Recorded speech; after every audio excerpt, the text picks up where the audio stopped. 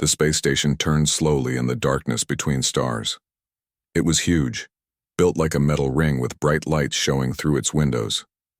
This was the Galactic Defense Academy, where young beings from all over the galaxy came to learn how to protect others and keep peace.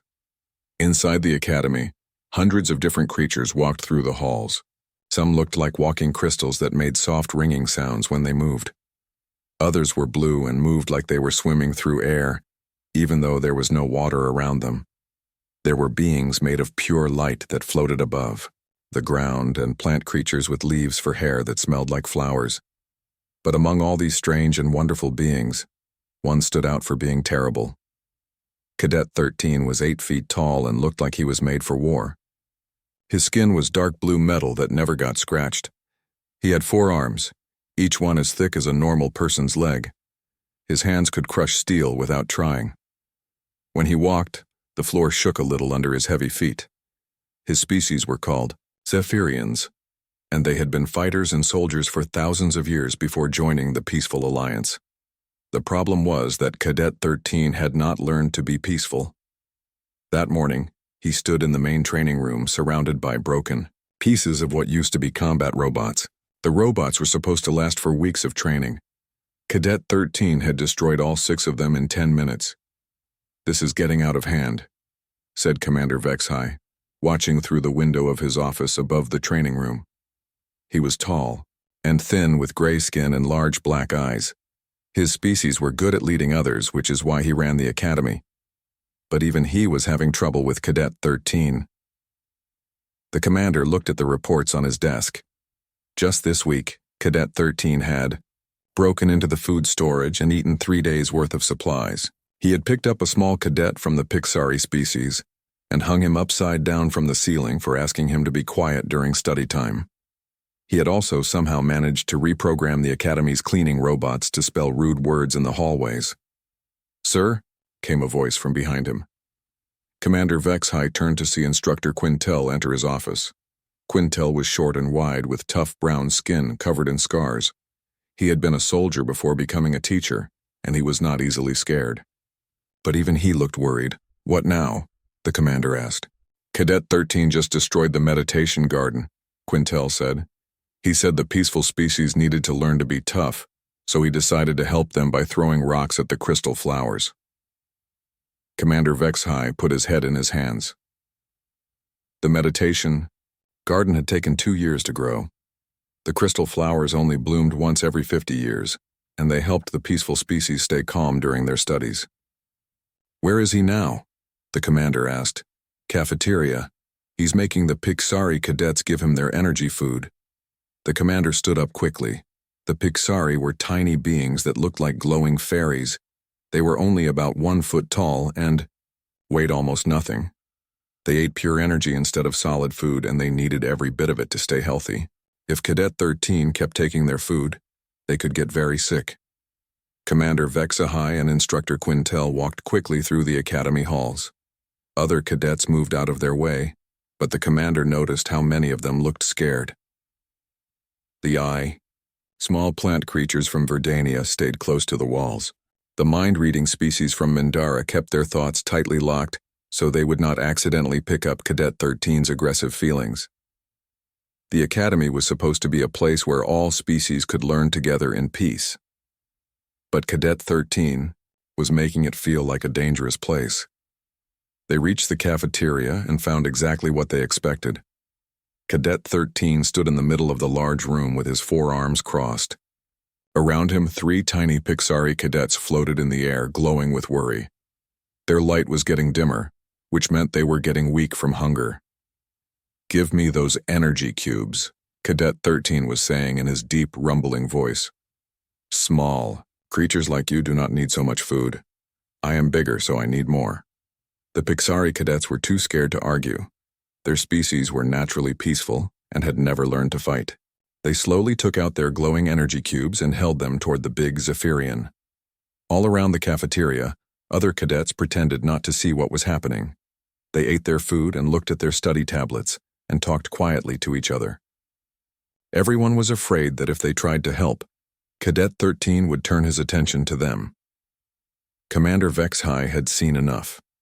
He walked into the cafeteria with long, angry steps. "Cadet 13, he called out in his commander voice that made everyone stop and listen. The big Zephyrian turned around slowly. He was not scared of the commander. His species were much stronger than the gray-skinned Altarians, and he knew it. "Commander," Cadet 13 said with a fake smile, "I was just helping these small cadets learn about sharing." "Return their food immediately," the commander ordered. Cadet 13 shrugged with all four shoulders. "I was only borrowing it. They can have it back." He dropped the energy cubes on the floor where they cracked and began to leak their power. Now the food was ruined and could not be eaten. The three Pixari cadets made small crying sounds that sounded like tiny bells ringing sadly. Other cadets in the cafeteria looked angry, but still did not dare to say anything. Commander Vexhai felt his patience finally break. "Cadet 13, report to my office immediately. We need to discuss your future at this academy." But even as he said the words, the commander knew that threatening Cadet 13 would not work. The young Zephyrian was too strong and too sure of himself. He had been causing trouble for months and nothing seemed to stop him. What the commander did not know was that help was coming. At that very moment, a small transport ship was approaching the Academy's docking bay. Inside that ship was someone who would change everything about Cadet 13's reign of terror. The first human was about to arrive at the Galactic Defense Academy.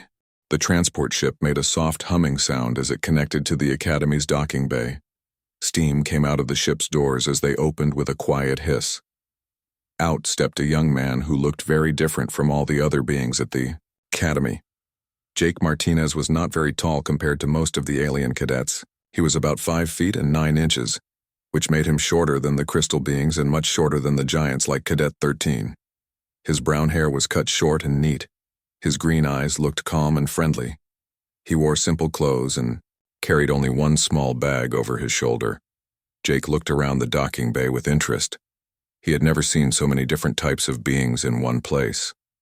There were creatures that floated like jellyfish, others that walked on 6 legs, and some that seemed to be made of living rock. But Jake did not stare rudely. He just smiled and nodded politely to anyone who looked his way. "Welcome to the Galactic Defense Academy," said a mechanical voice from a floating robot. "Please follow the blue lights to complete your registration."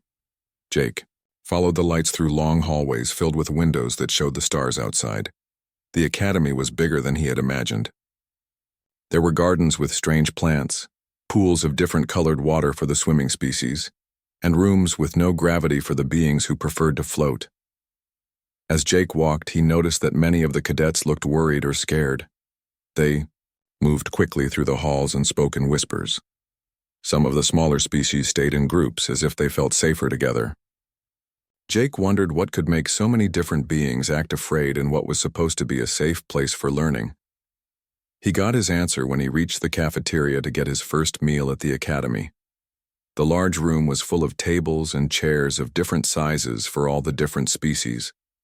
The air smelled like a mixture of many different foods from many different worlds.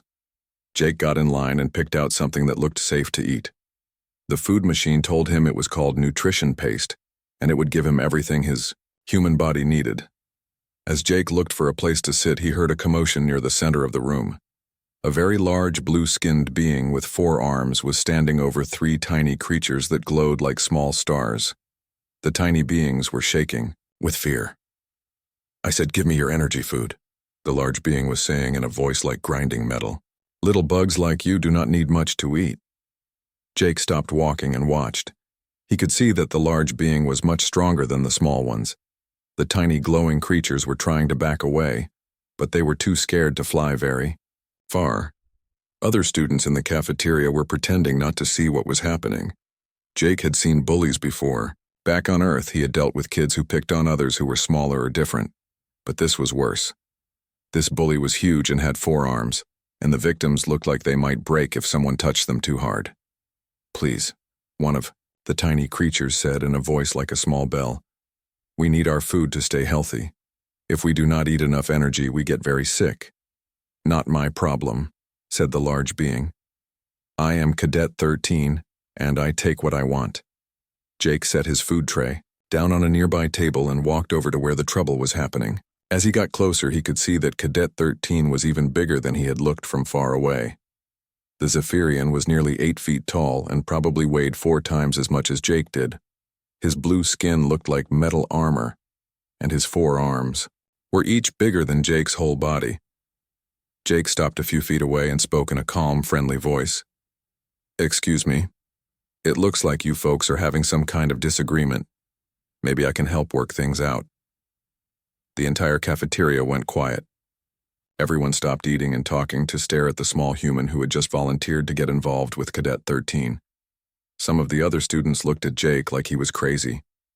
Cadet 13 turned all 4 of his eyes toward Jake. The Zephyrian had never seen a human before, but this small creature did not look like much of a threat. Jake was less than half his height and had only 2 arms. His skin looked soft and pink, not hard like proper armor should be. "What did you say, little creature?" Cadet 13 asked, taking a step closer to Jake. The floor shook a little under his heavy foot. "I said maybe I can help," Jake repeated, not moving back even though Cadet 13 now towered over him. "These folks seem upset and you seem frustrated. Usually that means there is a problem that needs solving." Cadet 13 stared down at Jake with confusion.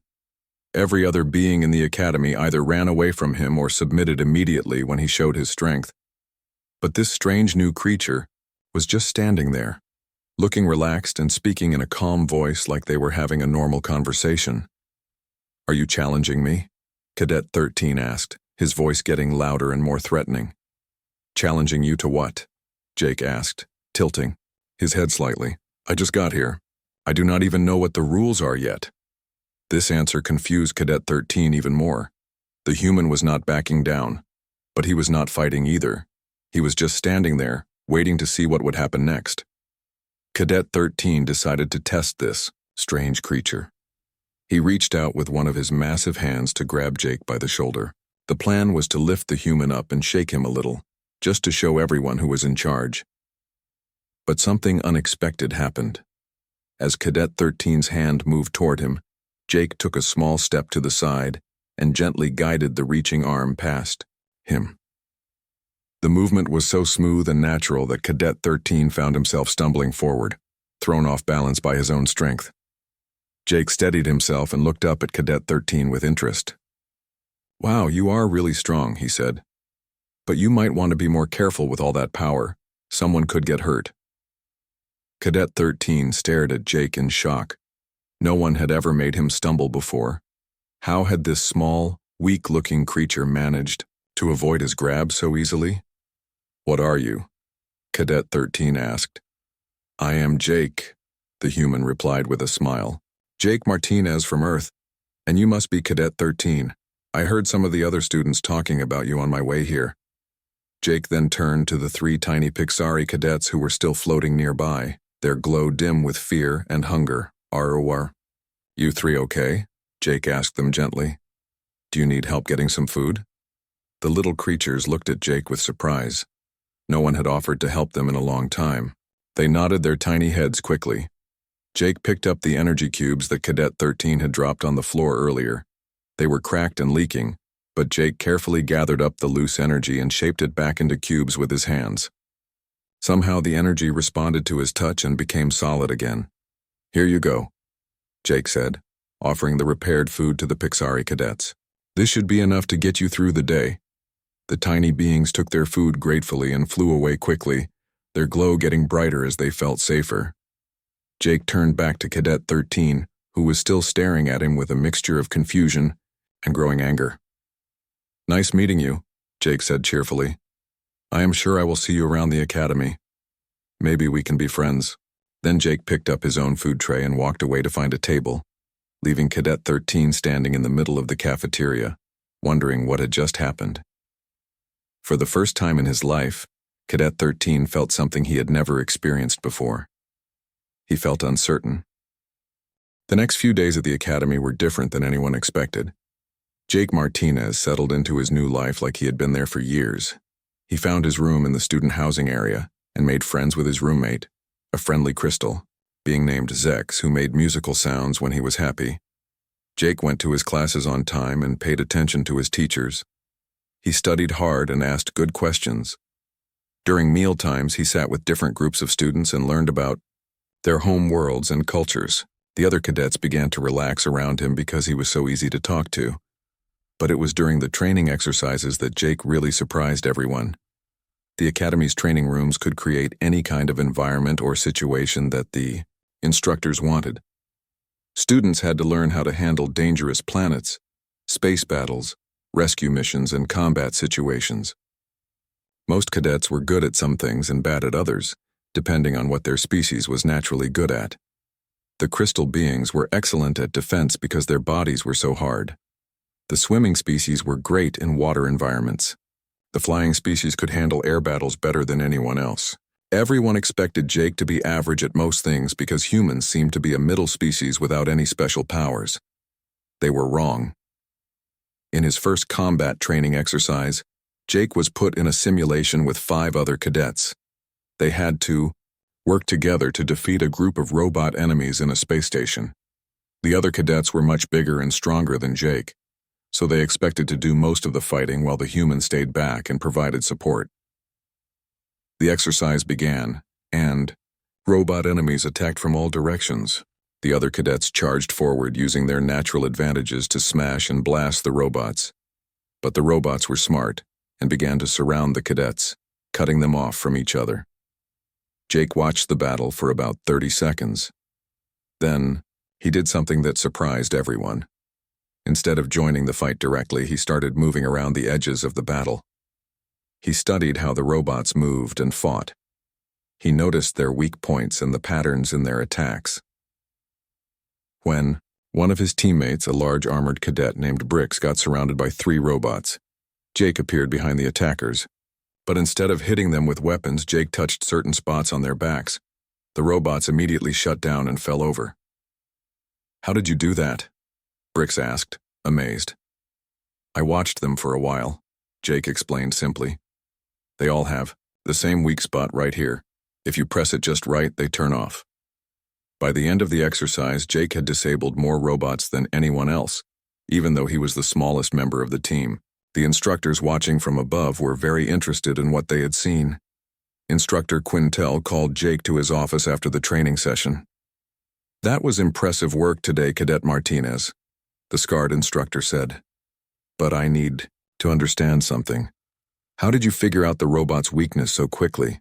Jake thought about the question.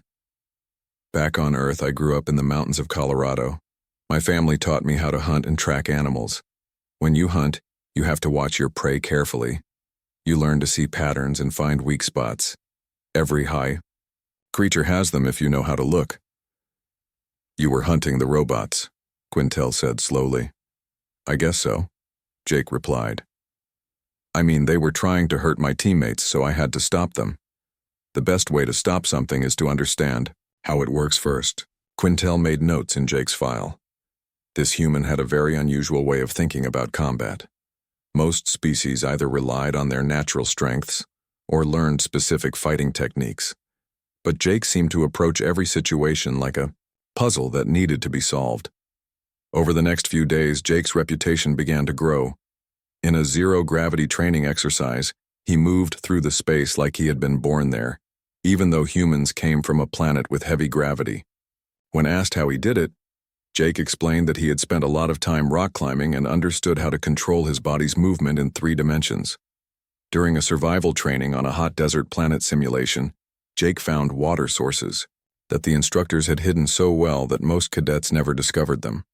He also built shelters that kept him cool, while other cadets suffered in the heat. "How do you always know what to do?" asked Lyra, a plant-based cadet who had become one of Jake's friends. "I do not always know," Jake said honestly. "But on Earth, you have to be ready for anything. We have deserts and snow and mountains and oceans all on the same planet. We have dangerous animals and poisonous plants and storms that can kill you, so humans learn to adapt to whatever situation we find ourselves in." The other cadets began to realize that Earth must be a very dangerous place if it produced people like Jake. But no one was more interested in Jake's abilities than Cadet 13. The big Zephyrian watched every training exercise from the viewing areas, above the training rooms. He saw how Jake moved differently than everyone else. While other cadets used their strength or speed or special abilities, Jake used his brain. He thought about problems in ways that no one else did. This made Cadet 13 angry and confused. His whole life he had been taught that bigger and stronger meant better. The strongest warriors became leaders. The toughest fighters won battles. But this small human was succeeding without being strong or tough. Even worse, other cadets were starting to ask Jake for advice. The tiny Pixari cadets that Cadet 13 used to bully now followed Jake around like he was their protector. The plant beings who used to hide from everyone were becoming braver because Jake treated them with respect. Cadet 13's power over the other students was disappearing, and he did not understand why. The breaking point came during a team combat exercise in the 4th week of Jake's time at the academy. The instructors divided the cadets into 2 teams for a capture-the-flag-style game in a simulated alien city. Cadet 13 was the captain of one team because of his size and strength. Jake was just a regular member of the other team. Cadet 13's strategy was simple and direct. He would use his 4 arms and massive strength to smash through the enemy team's defenses and take their flag by force. His teammates would follow behind him and clean up any resistance. The exercise began, and Cadet 13 charged forward with his team behind him. They moved through the simulated city like a bulldozer, knocking down barriers and overwhelming anyone who tried to stop them. But when they reached the center of the city where the enemy flag was supposed to be, they found nothing. The flag was gone. "Where is it?" Cadet 13 roared, looking around in confusion. That was when Jake appeared on a rooftop above them, holding the flag in one hand and waving with the other. "Looking for this?" Jake called down cheerfully. Cadet 13 stared up at the human in shock. "How did you get there? We controlled all the routes to the flag." "You controlled the obvious routes," Jake replied, "but I found some other ways to get around. There are maintenance tunnels under the city and climbing routes on the outside of the buildings. While you were breaking down the front door, I went in through the back window." Jake had not just taken the flag. He had also disabled Cadet 13's entire team by leading them into a trap. While they were all looking up at him on the roof, Jake's teammates surrounded them from hidden positions. The exercise was over, and Jake's team had won completely. Cadet 13 felt something he had never felt before. For the first time in his life, he had been outsmarted. This small, weak human had made him look foolish in front of everyone. But the worst part was that Jake did not seem proud or mean about winning. When the exercise ended, he climbed down from the roof and congratulated Cadet 13 on a good fight. "You are really strong," Jake said sincerely. "If this had been a straight fight, I never could have beaten you. I had to use tricks and strategy because I knew I could not match your power." Cadet 13 did not know what to say. He had expected the human to brag or make fun of him. Instead, Jake was being respectful and honest. That night, Cadet 13 lay in his bed thinking about what had happened. This human was different from anyone he had ever met. Jake was not trying to prove he was better than everyone else. He was just solving problems in his own quiet way. For the first time, Cadet 13 began to wonder if being the biggest and strongest was really the most important thing. The academy had a special training room called the survival deck. It was a place where the instructors could create the most dangerous environments from different worlds across the galaxy. Students had to prove they could survive in these deadly places before they could graduate and become real defenders. Most cadets were terrified of the survival deck. The computer would create hungry monsters, deadly storms, poisonous air, and other horrible dangers. Many students failed the test multiple times before they finally passed. Some never passed at all. Jake's turn came on a cold morning in his 5th week at the academy. He walked into the survival deck wearing only basic clothes and carrying simple survival tools. The room was empty and white when he entered, but that would change quickly once the test began. Commander Vexhai and several instructors watched from the safe observation room above. They had programmed the computer to create one of the most challenging survival scenarios possible. Jake would be dropped into a simulation of Nightmare Valley. a place on the planet Draconis where even the toughest warriors feared to go. Beginning survival test, announced the computer. Environment Draconis Nightmare Valley. Danger level maximum, duration 4 hours. Survive at all costs. The white room around Jake suddenly changed. He now stood in a dark valley surrounded by black rocks and twisted dead trees. The air smelled like sulfur and death. Strange sounds echoed from the shadows, growls, screams, and the scratching of claws on stone. Most cadets would panic in the first few minutes. The sounds alone were enough to drive some species into complete terror. But Jake just stood still and listened carefully. He was learning about his environment. After a few minutes, Jake began to move. But he did not run or hide like most students did. Instead, he walked calmly through the valley, studying everything around him. He looked at the rocks, sniffed the air, and examined the strange plants that grew in the poisonous soil. "What is he doing?" asked Instructor Nithra, the Academy's healer. "He should be looking for shelter or water." "He is hunting," said Instructor Quintel quietly. The old warrior recognized something in Jake's movements that the others missed. Jake found the first predator 20 minutes into the test. It was a shadow stalker, a creature that looked like a giant black cat with glowing red eyes and teeth like knives. The computer had programmed it to be the perfect hunter, silent, fast, and deadly. The shadow stalker crept through the rocks above Jake, getting ready to pounce. Its programming told it to wait for the perfect moment when the prey was distracted and vulnerable. But Jake was never distracted. As he walked through the valley, his eyes constantly moved, checking every shadow and listening to every sound. When the shadow stalker shifted its weight to prepare for its attack, Jake heard the tiny sound of a pebble falling. Jake stopped walking and looked up directly at the hidden predator. What happened next shocked everyone watching. The shadow stalker, a creature programmed to be fearless and aggressive, took a step backward. It had looked into Jake's eyes and saw something that its artificial brain could not understand. Jake did not run or shout or try to fight. He just stood there, looking at the monster with calm, steady eyes. After a long moment, he spoke to it in a quiet voice. "I see you there, big guy. You are probably hungry and I probably look like a good meal. But I think you should find something else to eat today." The shadow stalker's programming was confused. Its prey was supposed to be afraid. Fear made creatures run or freeze or fight wildly. But this small human showed no fear at all. Instead, the human looked at the shadow stalker like he was deciding whether it was dangerous or just annoying. The artificial predator backed away further and disappeared into the rocks. "Did that creature just retreat?" asked Commander Vexhai, in amazement. "The program is working perfectly," said the technician running the simulation. "All systems are normal. I do not understand what happened." Jake continued through the valley.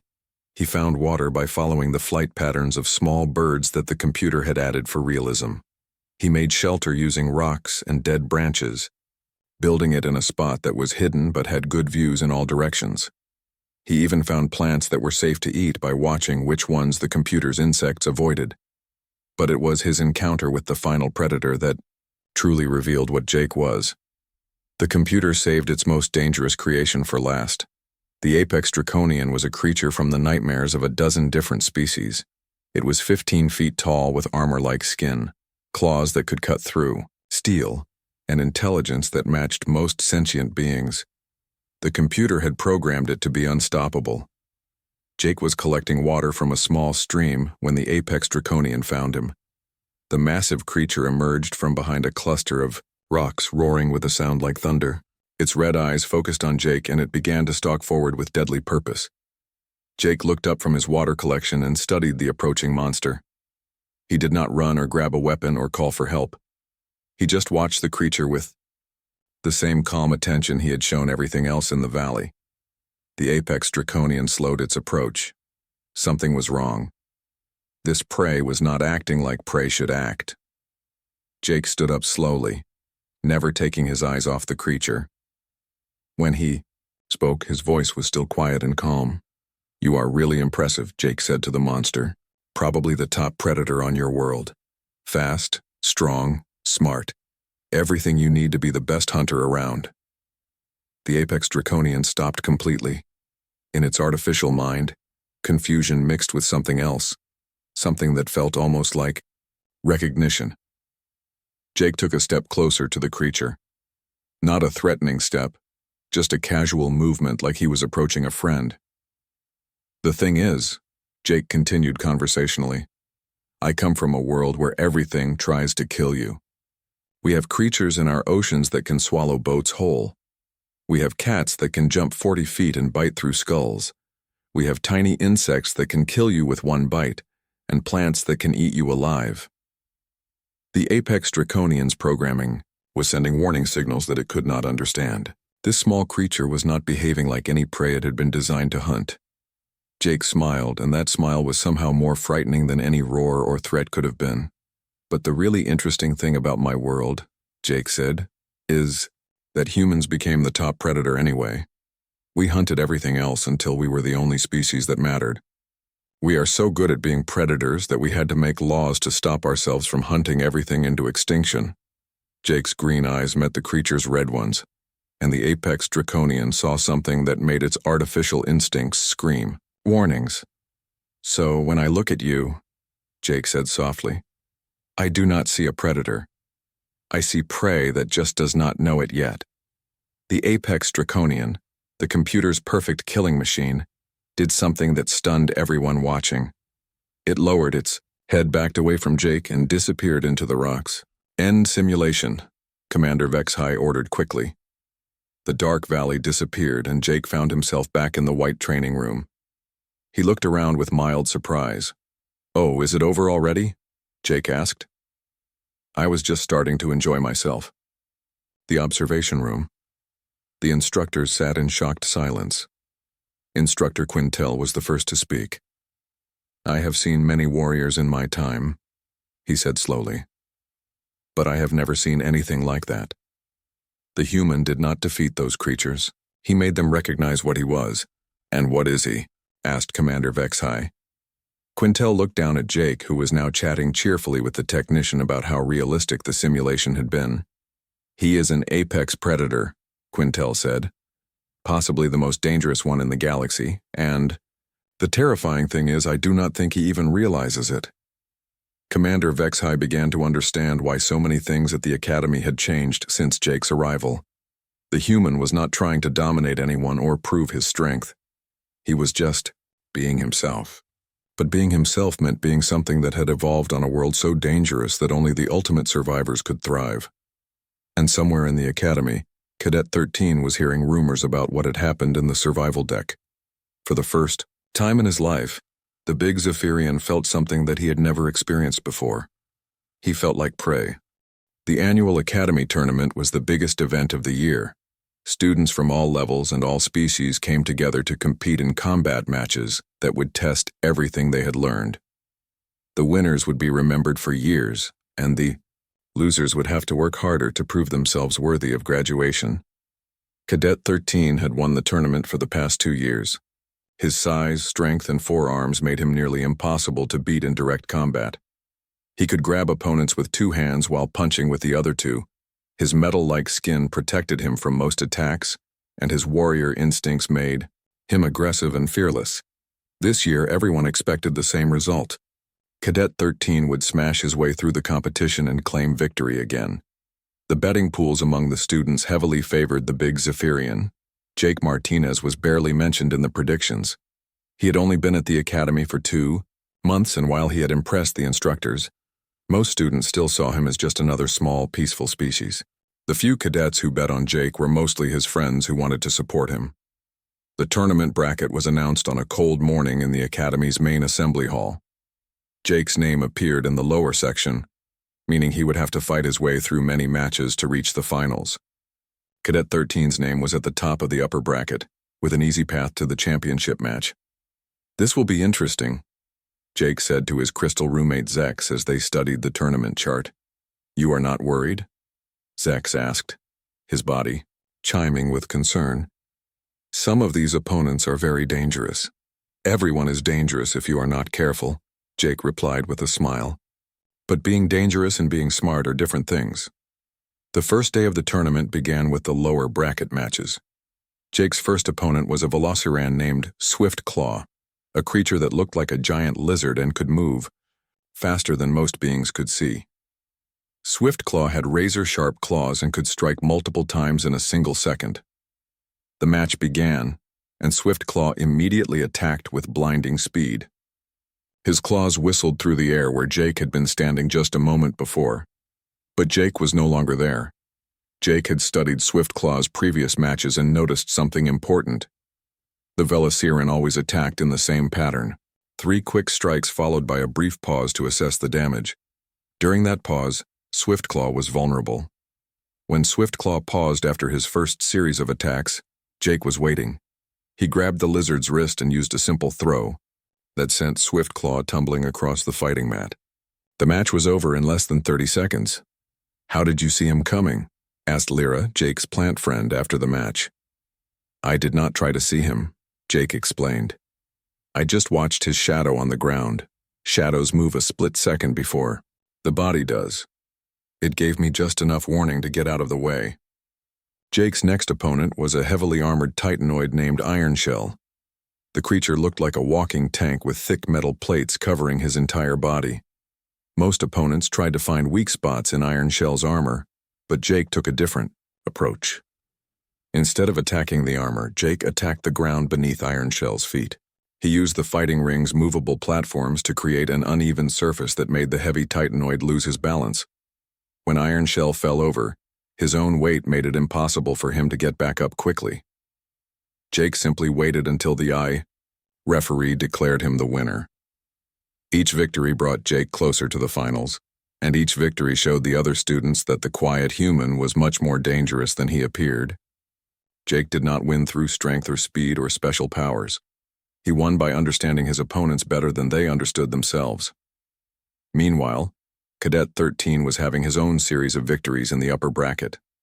But unlike Jake's clever wins, Cadet 13's matches were brutal displays of raw power. He threw opponents across the ring, broke their weapons with his bare hands, and overwhelmed them with his four-armed assault style. By the time the finals arrived, everyone in the academy was talking about the upcoming match between brains and brawn, strategy and strength, the calculating human and the aggressive Zephyrian. The final match took place in the academy's largest arena, with every student and instructor watching. Commander Vexhai served as the official referee, and the tension in the air was thick enough to cut. Cadet 13 entered the ring first, his forearms flexing and his metal skin gleaming under the bright lights. The crowd cheered for their expected champion. He looked across the ring at Jake, who seemed impossibly small in comparison. Jake walked to his side of the ring with the same calm confidence he always showed. He wore simple fighting clothes and carried no weapons.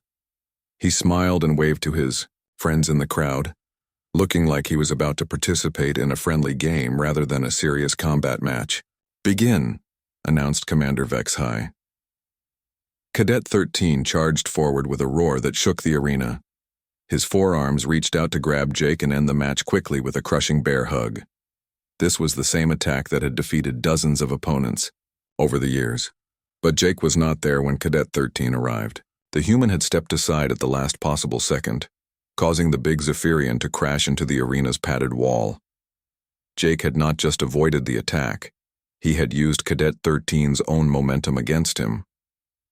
"Too aggressive," Jake said quietly, as Cadet 13 pulled himself out of the wall. "You should think before you charge." Cadet 13 spun around and attacked again, this time with more caution but just as much force.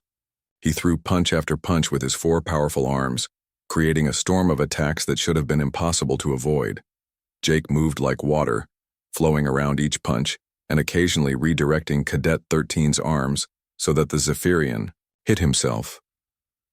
It was beautiful to watch, like a deadly dance where only one partner knew the steps. The match continued for several minutes, with Cadet 13 becoming more and more frustrated as none of his attacks connected. Jake, meanwhile, showed no signs of getting tired. If anything, he seemed to be enjoying himself. Finally, Jake decided to end the match. When Cadet 13 threw another wild punch, Jake caught the arm and used a joint lock that every human child learned in basic self-defense class. Cadet 13 found himself face down on the mat, with his arm twisted behind his back in a position that would cause serious damage if he struggled. Jake leaned down close to Cadet 13's ear and spoke in a voice so quiet that only the Zephyrian could hear. "I know 17 different ways to kill you with my bare hands," Jake whispered. "Each one would take less than 30 seconds. I am being gentle because I like you." Cadet 13's 4 eyes went wide with terror. Looking into Jake's calm green eyes at close range, he finally understood what he was dealing with. This was not just another student or even another warrior. This was a predator so perfect that it could choose to show mercy. "I surrender," Cadet 13 whispered. Jake immediately released the hold and helped Cadet 13 to his feet. "Good match," Jake said with genuine respect. "You are really strong. If I had tried to fight you directly, you would have won easily." The crowd was silent, unsure of what they had just witnessed.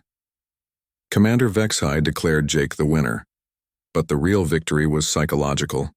Cadet 13 had not just lost a fight. He had discovered that everything he believed about strength and dominance was wrong. After the tournament ceremony, Cadet 13 found Jake in the Academy's quiet garden area. "I need to ask you something," Cadet 13 said, his voice humble for the first time anyone could remember.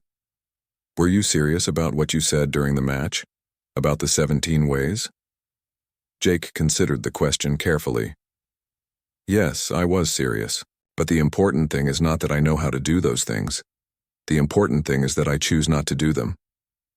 "Why?" Cadet 13 asked. "You could rule this academy. You could make everyone afraid of you." Jake smiled. "Back on Earth, we have a saying, with great power comes great responsibility. The strongest predator does not need to prove itself by hunting everything it sees. Real strength is knowing when not to use your power." From that day forward, Cadet 13 became Jake's most dedicated student. He stopped bullying the smaller cadets and began learning how to think before he acted. Other students noticed the change and began to relax around the former troublemaker.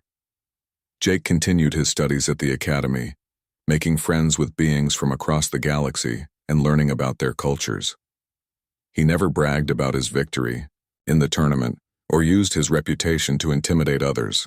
He was just Jake, friendly, helpful, and quietly dangerous in a way that most beings never fully understood. Commander Vexhai filed a classified report to Galactic Command about humanity's first representative at the Academy. The report concluded, with a warning that would be remembered for generations.